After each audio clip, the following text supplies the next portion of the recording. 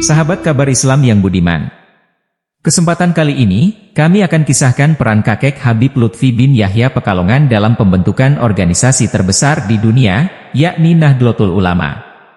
Namun sebelum saya kisahkan, mohon bantuan untuk mengembangkan channel ini agar lebih bermanfaat dengan cara subscribe, like, share dan komen. Sahabat-sahabat kabar Islam yang budiman. Dalam perjalanannya NU memiliki banyak catatan sejarah, terutama tokoh-tokoh pendirinya, seperti KH Hashim Asy'ari, Kiai Haji Abdul Wahid Hashim, Kiai Haji Abdul Wahab dan lain-lain. Selain itu juga ada beberapa tokoh yang jarang kita ketahui mengenai lahirnya Nahdlatul Ulama. Dan di antara dari sekian banyak tokoh yang melatar belakangi berdirinya Nahdlatul Ulama, ada juga salah satu tokoh dari kalangan habaib, yakni Habib Hashim bin Umar bin Yahya yang merupakan kakek dari Maulana Habib Lutfi bin Yahya Pekalongan yang jarang diketahui oleh masyarakat umum. Habib Hashim bin Umar bin Yahya adalah kakek dari Maulana Habib Lutfi bin Ali bin Hashim bin Yahya Pekalongan. Beliau lahir hari Senin tahun 1862 Masehi, di Karangampel, Kabupaten Indramayu, Provinsi Jawa Barat. Habib Hashim bin Yahya adalah salah satu tokoh di balik berdirinya Nahdlatul Ulama. Seperti yang diceritakan langsung oleh Habib Lutfi bin Yahya. Dulu saya sering ke rumahnya Kiai Abdul Fatah untuk belajar. Di sana ada seorang wali yang bernama Kiai Irfan Kertijayan. Kiai Irfan adalah sosok ulama yang alim dan hafal keseluruhan kitab Ihya Ulumuddin, karena kecintaannya yang sangat mendalam pada kitab tersebut. Setiap kali saya bertemu beliau pasti memandangiku lalu menangis. Di situ ada Kiai Abdul Fatah dan Kiai Abdul Azim. Lama-kelamaan akhirnya beliau bertanya, "Dik, saya mau bertanya. Gaya berpakaian Anda kok suka memakai sarung berwarna putih, baju dan kopiahnya juga putih, sama seperti guru saya." "Siapa Kiai?" jawabku. "Habib Hashim bin Umar," jawab Kiai Irfan. "Saya mau mengaku cucunya tapi kok masih belum pantas, belum menjadi orang yang soleh," batinku dalam hati. Mau berbohong tapi kenyataannya memang benar saya adalah cucunya Habib Hashim. Akhirnya Kiai Abdul Azim dan Kiai Abdul Fatah yang menjawab, "Lah beliau itu cucunya." Kemudian Kiai Irfan merangkul dan mencium saya sembari menangis hebat saking gembiranya. Kemudian beliau berkata, "Mumpung saya masih hidup, saya mau bercerita, Dik. Tolong ditulis." "Cerita apa Kiai?" jawabku.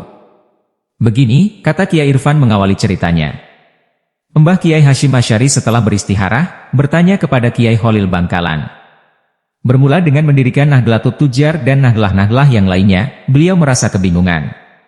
Hingga akhirnya beliau ke Mekah untuk beristihara kembali di Masjidil Haram.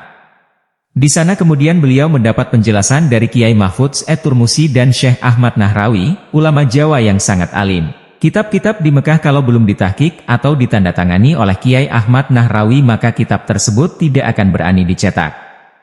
Itu pada masa Sayyid Ahmad Zaini Dahlan, mufti Mekah pada waktu itu.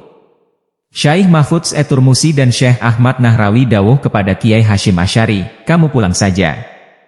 Ini alamat pertanda NU bisa berdiri hanya dengan dua orang. Pertama Habib Hashim bin Umar bin Yahya Pekalongan, dan kedua Kiai Ahmad Khalil Bangkalan, Madura.' Maka Kiai Hashim Asy'ari pun segera bergegas untuk pamit pulang kembali ke Indonesia. Beliau bersama Kiai Asnawi Kudus, Kiai Yasin dan para kiai lainnya langsung menuju ke Simbangkulon Pekalongan untuk bertemu Kiai Muhammad Amir dengan diantar oleh Kiai Irfan dan kemudian langsung diajak bersama menuju kediaman Habib Hashim bin Umar. Baru saja sampai di kediaman Habib Hashim langsung berkata, "Saya ridho. Segeralah buatkan wadah Ahlus Sunnah wal Jamaah.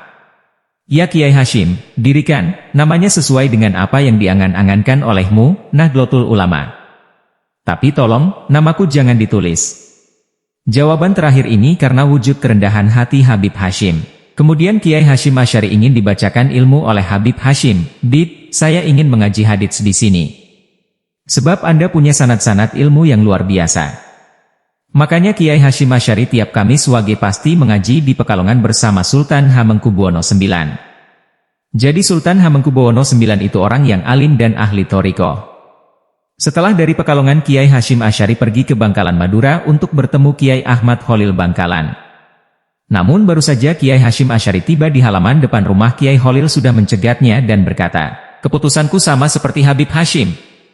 "Lah, ini dua ulama besar kok bisa berkomunikasi, padahal Pekalongan dan Madura waktu itu belum ada handphone. Inilah kehebatan ulama, dulu. Akhirnya berdirilah organisasi Nahdlatul Ulama. Dan sebab itulah Muktamar Nahdlatul Ulama, kelima dilaksanakan di Pekalongan karena menghormati Habib Hashim bin Umar. Jadi jika dikatakan Habib Lutfi bin Yahya kok sangat fanatik kepada Nahdlatul Ulama, karena saya merasa punya tanggung jawab kepada Nahdlatul Ulama dan semua habaib. Dan ternyata kisah ini disaksikan tidak hanya oleh Kiai Irfan, tapi juga oleh Habib Abdullah Fakih Alatas, ulama yang sangat ahli ilmu fikih. Demikianlah kisah tentang kekek Habib Lutfi bin Yahya yang ternyata juga salah satu pendiri Nahdlatul Ulama. Maka wajar, kalau Habib Lutfi bin Yahya selalu berada di barisan paling depan untuk membela Nahdlatul Ulama.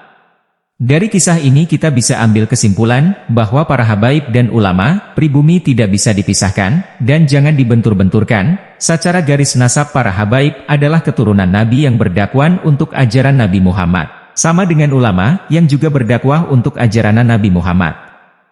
Maka kita sebagai orang awam jangan mau diadu domba, dipecah belah oleh orang-orang yang benci dengan Nahdlatul Ulama. Di zaman sekarang banyak orang yang ingin menghancurkan Nahdlatul Ulama, kita harus waspada terhadap oknum tersebut. Nahdlatul Ulama merupakan organisasi yang didirikan oleh para wali besar, dan sekarang kita bisa lihat bagaimana peran Nahdlatul Ulama untuk dunia.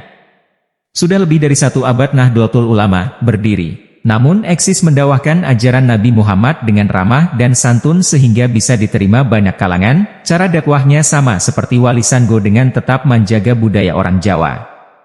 Semoga kisah ini bermanfaat bagi sahabat-sahabat kabar Islam. Amin.